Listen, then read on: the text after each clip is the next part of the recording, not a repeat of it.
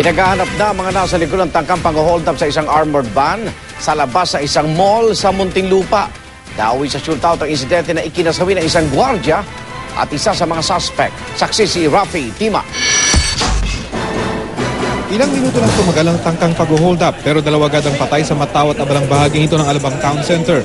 Patay ang hold-upper na kinilalang si Venancio Quinto, tubong Osami City. Pero ang gwardyang nakadali sa hold-upper, patay rin matapos barilin sa likod ng mga kasama ng suspect na nakahalo pala sa mga taong naroon. Sugatan naman ang isa pang gwardya ng armored van. Magdi-deliver daw sana ng pera sa isang money changer ang armored van nang mangyari ang tangkang pang-hold up. Paghinto dyan, napansin ng gwardya na may sumusunod sa kanila. Pagbaba ng gwardya, bumunot yung isang namatay, bumunot ng baril, babarilin sana siya. Kaya lang, nakaredy rin yung gwardya natin. Nang suriin ng mga investigador, nakitang may silencer ang kalibre 45 baril ng napatay na hold-upper.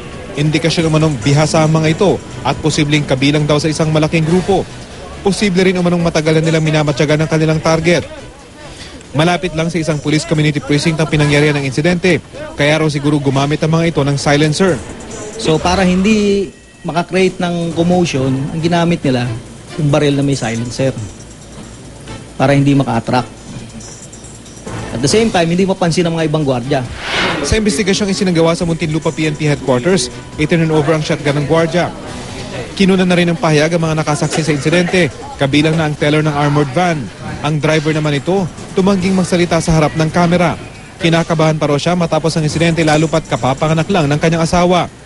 Pinasalamatan naman ng Muntinlupa PNP ang gwardyang nanlaban sa mga hold-upper, ngunit nasawi rin kalaunan. Ito raw ang bunga ng kanilang maigting na koordinasyon sa mga security agency sa commercial center. Dapat tayo lahat maging involved dito. Pero ito, lalo magdo-double time kami. And we will review our security plan sa area, yung deployment ng tao natin, yung patrol mobile with this incident. Ako si Rafi Tima, ang inyong saksi.